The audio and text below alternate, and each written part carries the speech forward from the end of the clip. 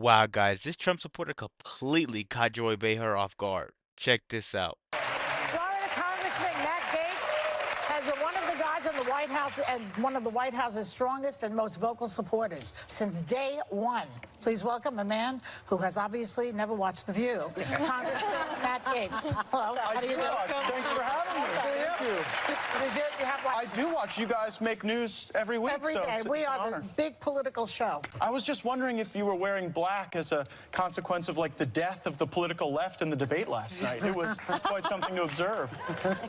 You know, don't count the dead yet, the bodies. Let's give it a little time before we count. Well, Joe Biden, at least. I mean, I was hoping maybe Whoopi's bell could wake up the Biden campaign if you hit it. I thought he was actually, he didn't do any harm to himself last night. What state's he going to win? I mean, this is a man the fundamental premise of the Biden campaign is that he's electable and he can't seem to win elections. So now you have socialist Bernie Sanders against billionaire Michael Bloomberg. Yeah. Well, the Republicans love a billionaire. They love money. So what are you talking about? Well, Michael Bloomberg used to be a Republican. It's fascinating no, he was that right a Democrat now first. the Democratic Party is likely not going to nominate a Democrat. They're either going to nominate a socialist or someone who some time ago was a Republican. Well, let's talk about... None of them. I don't think any of them are going to beat the president. I think we have a raging economy right now. The American family is seeing revenue pour in as a consequence of higher wages, more productivity, more business investment, more capital coming from overseas into our nation. Donald Trump was a Democrat first. He was. We've all sort of been politically square dancing for a while, and I think that we're in a time of real political realignment in our country. Let's talk about your boss for a second, because yesterday... Well, my boss are the people of Northwest Florida. Yeah, okay. So yesterday, Trump... Well, don't dismiss them. It's the highest concentration of active duty military in the country. It's true. And I know Megan's dad served there, so you can attack me if you want, but don't attack my I'm not attacking you. I'm constituents. asking you a question. Okay. Yesterday, Trump announced he's appointing another loyalist of his, Rick Grinnell, as his acting director of national intelligence. But Grinnell, as you know, has absolutely no intelligence experience. And he's overseeing all 17 of our intel agencies. He stands between us and the next ISIS attack. And, you know, I don't know that it's a smart idea to put somebody who's inexperienced like that, and who's also a yes man, in that position. He's going to have to tell Trump things that he's not going to want to hear. You know how he doesn't like that. Trump doesn't like that. Well, actually, if you look at the team he's assembled with people like John Bolton, the president regularly surrounds himself with people who disagree with him. I think some of the most spirited discussions I've had have been with Lindsey Graham, Rand Paul, myself, and the president discussing foreign policy.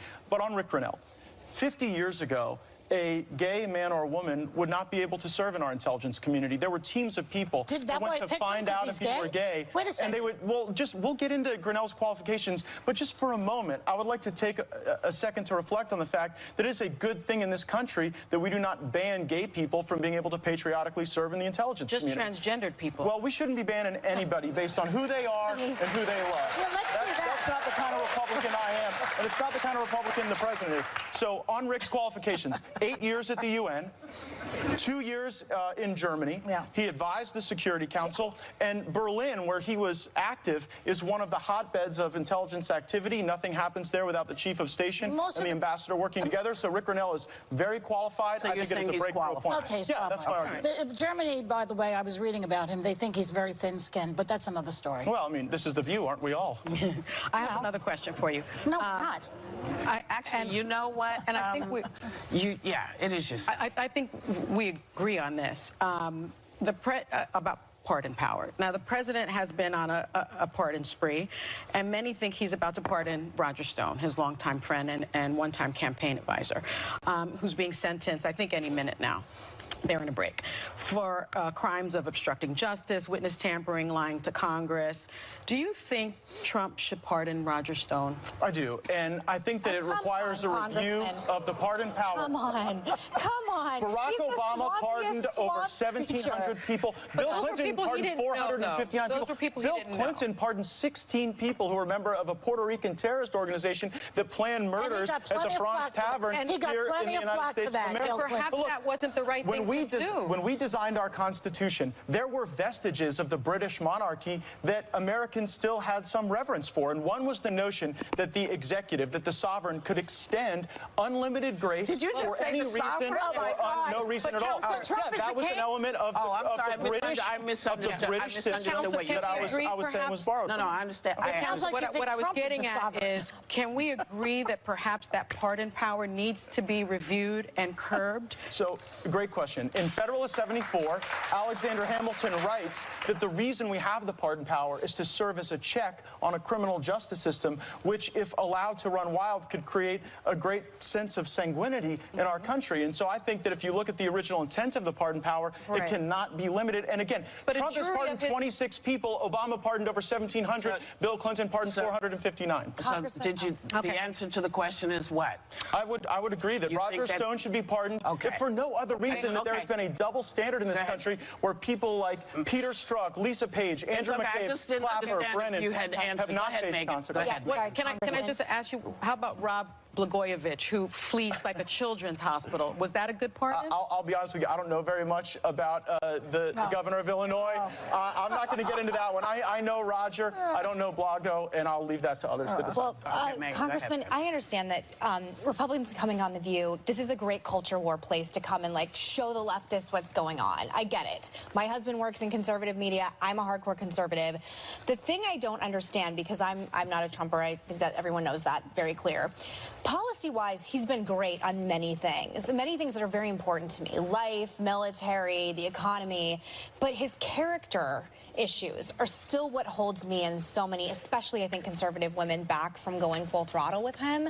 And I think you're going to have a problem specifically with college-educated women coming in to the next election cycle. What would you say to women like me who still hold back on the grab them in the blank, attacking war heroes, attacking the Gold Star families, things like that Cheating just on his wife, hold us back? stars. Well, look, if cheating on your wife is a disqualification to be president, then y'all probably should have impeached Bill Clinton and supported that.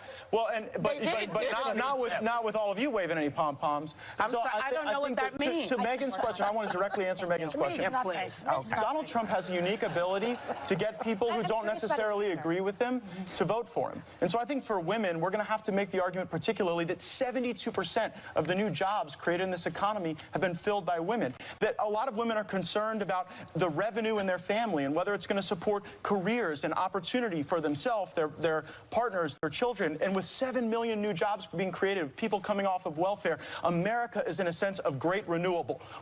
We've got a comeback president running against the throwback left and the Venezuela wing of the Democratic Party taking over with Bernie Sanders. Oh, come on, the Venezuela Go ring. listen to Bernie. Wow, guys, I know you absolutely have to be tired of Joy Behar just completely getting knocked whenever she tries to disrespect her guests on who she thinks should win the election. You can't force your leftist agenda on everybody you meet. This guy happens to know facts, and this guy happens to be willing to defend who he thinks should win. This is something the View cannot stand. That's why the View interrupts and interrupts and interrupts every time they get a chance, because they don't want to let the truth get out there. Most of the time, the audience are clapping for the other person, and they mute it just because they don't want that to get out there. I want to end this video off by saying this: the greatest enemy of knowledge is not ignorance, but is the illusion of knowledge. It's thinking you know something, basically, when you really don't, because there's something bigger than you every time. It's always going to be something bigger than you, and that person bigger than you is obvious right now for the people that are voting. Let me know what you guys think about this video. Be sure to like, comment, subscribe if you're new. And as always, let me know what you react to. We're out.